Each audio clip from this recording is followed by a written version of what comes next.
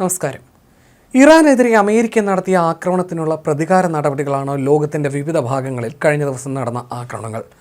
സാമൂഹ്യ മാധ്യമങ്ങളിൽ നടക്കുന്ന ചർച്ച അത്തരത്തിലാണ്. സിറിയയിലും ഫ്രാൻസിലും അമേരിക്കയിലുമൊക്കെ നടന്ന ആക്രമണങ്ങൾ ഒരു ജനതയുടെ പ്രതികാരമാണെന്ന് ചിലർ വിലയിരുത്തുന്നു. എന്നാൽ ഇതെല്ലാം തീവ്രവാദ ആക്രമണങ്ങളാണെന്നോ പ്രതികാര നടപടിയാണെന്നോ ഔദ്യോഗികമായി ഇതുവരെ സ്ഥിരീകരിച്ചിട്ടില്ല. ഈ ആക്രമണങ്ങൾക്ക് പുറകിലെ ഉദ്ദേശ ലക്ഷ്യങ്ങളും പുറത്തു വന്നിട്ടില്ല.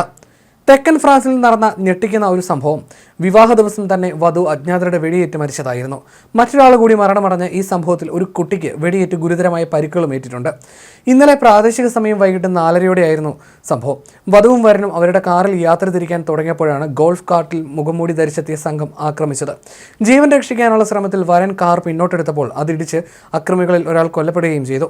തെക്കൻ ഫ്രാൻസിലെ ഗോൾട്ടിലുള്ള വോക്യൂസ് അവന്യൂവിൽ നടന്ന സംഭവത്തിൽ നവദമ്പതിമാർക്കൊപ്പം കാറിലുണ്ടായിരുന്ന 13 വയസ്സുള്ള കുട്ടിക്കും വെടിയേറ്റു. വിവരമറിഞ്ഞ ഉടൻ തന്നെ സംഭവ സ്ഥലത്തെത്തിയ പോലീസ് സ്ഥലത്തു നിന്ന് രക്ഷപ്പെട്ട മറ്റു 3 ആക്രമികൾക്കായിട്ടുള്ള തെരച്ചിൽ ആരംഭിച്ചിട്ടുണ്ട്. മയക്കുമരുന്ന് കച്ചവടവുമായി ബന്ധപ്പെട്ട തർക്കങ്ങളാണ് കൊലപാതകത്തിന് കാരണമെന്നാണ് ചില പോലീസ് വൃത്തങ്ങൾ നൽകുന്ന സൂചന. മുൻകൂട്ടി ആസൂത്രണം ചെയ്ത കൊലപാതകമാണിതെന്നും പോലീസ് കരുതുന്നു.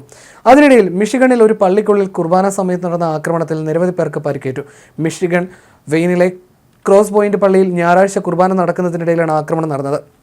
ഏകദേശം 31 വയസ്സുള്ള ഒരു വെള്ളക്കാരനായ വ്യക്തി തൻ്റെ ഫോർഡ് F-150 പള്ളിക്കകത്തേക്ക് ഇടിച്ചു കയറ്റുകയും അലക്ഷ്യമായി ജനക്കൂട്ടത്തിന് നേരെ തുരുതുര വെടിയുതിർക്കുകയുമായിരുന്നുവെന്നും പോലീസ് പറയുന്നു.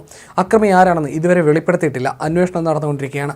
പേര് വെളിപ്പെടുത്താത്ത അക്രമി പള്ളിയിലെ സുരക്ഷാ ഗാർഡിന്റെ വെടിയേറ്റ് മരിച്ചതായും പോലീസ് അറിയിച്ചു. വെടിയുതിർക്കുന്നതും പള്ളിക്കകത്തുണ്ടായിരുന്ന വിശ്വാസികൾ ഭയന്നോടുന്നതുമൊക്കെയായ ദൃശ്യങ്ങൾ പുറത്തു വന്നിട്ടുണ്ട്. ഭയന്നോടുന്ന കുട്ടികളുടെ നിലവിളികളും അതിൽ കേൾക്കാം. കുർബാന ആരംഭിച്ച് ഏകദേശം അരമണിക്കൂർ കഴിഞ്ഞപ്പോൾ 11:30 വെടിവെപ്പ് നടന്നത്. സിറിയയിലെ ഒരു ക്രിസ്ത്യൻ പള്ളിക്ക് നേരെയുണ്ടായ ബോംബാക്രമണത്തിൽ 22 വിശ്വാസികൾ മരിക്കുകയും 63 പേർക്ക് പരിക്കേൽക്കുകയും ചെയ്ത വാർത്ത പുറത്തു വന്നതിന് പിന്നാലെയാണ് ഈ ഒരു സംഭവം ഉണ്ടായത്. ദമാസ്കസിനടുത്തുള്ള ഡെൽവിയിലെ മാർ ഏലിയാസ് പള്ളിയിലെത്തിയ അക്രമി ആദ്യം അവിടെ പ്രാർത്ഥനാ ചടങ്ങുകളിൽ ഏർപ്പെട്ടിരുന്ന വിശ്വാസികൾക്ക് നേരെ വെടിയുതിർക്കുകയായിരുന്നു. പിന്നീടായിരുന്നു തന്റെ നെഞ്ചിൽ ഘടിപ്പിച്ച സ്ഫോടക വസ്തു പൊട്ടിത്തെറിപ്പിച്ചത്. പരിക്കേറ്റവരിൽ കുട്ടികളും ഉൾപ്പെടുന്നു എന്നാണ് വിവിധ മാധ്യമങ്ങൾ റിപ്പോർട്ട് ചെയ്യുന്നത്. ഇസ്ലാമിക് സ്റ്റേറ്റിന്റെ അംഗമാണ് പൊട്ടിത്തെറിച്ച വ്യക്തിയെന്ന് സിറിയൻ ആഭ്യന്തര മന്ത്രാലയം പറഞ്ഞു. എന്നാൽ ഒരു സംഘടനയും ഇതുവരെ ഈ സ്ഫോടനത്തിന്റെ ഉത്തരവാദിത്തം ഏറ്റെടുത്തിട്ടില്ല. വർഷങ്ങൾക്ക് ശേഷമാണ് സിറിയയിൽ ഇത്തരത്തിലൊരു സംഭവം ഉണ്ടാകുന്നത്. പുതിയ ഇസ്ലാമിക ഭരണകൂടം ന്യൂനപക്ഷങ്ങളുടെ വിശ്വാസം ആർജിക്കാൻ ശ്രമിക്കുന്നതിനിടയിലാണ് ഇത്തരത്തിലൊരു സംഭവം എന്നതും ശ്രദ്ധേയമാണ്. തീവ്രവാദ സംഘടനകളുടെ ചില സ്ലീപ്പിംഗ് സെല്ലുകൾ ഇപ്പോഴും സിറിയയിലുണ്ട് എന്നതിലേക്കാണ് ഈ സംഭവം വിരൽ ചൂണ്ടുന്നത്.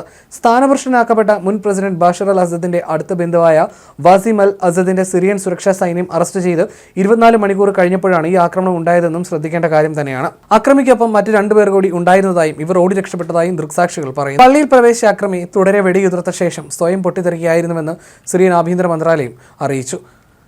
പള്ളിയിലേക്ക് പ്രവേശിച്ച ഇയാൾ ആദ്യം പള്ളിയിൽ ഉണ്ടായിരുന്നവർക്ക് നേരെ വെടിയുതിർക്കുകയും പിന്നാലെ സ്വയം പൊട്ടിത്തെറിച്ചു വന്നുമാണ് മന്ത്രാലയം വ്യക്തമാക്കുന്നത്. പുറത്തു വന്ന ഫോട്ടോകളിലും വീഡിയോകളിലും പള്ളിക്കുള്ളിൽ സാരമായി കേടുപാടുകൾ സംഭവിച്ചിരിക്കുന്നതും കാണാം. തകർന്ന അൾത്താരയും തകർന്ന പീഠങ്ങളും ചുവരുകളിൽ രക്തം ചിതറിക്കിടക്കുന്നതുമായ ദൃശ്യങ്ങൾ കാണാം.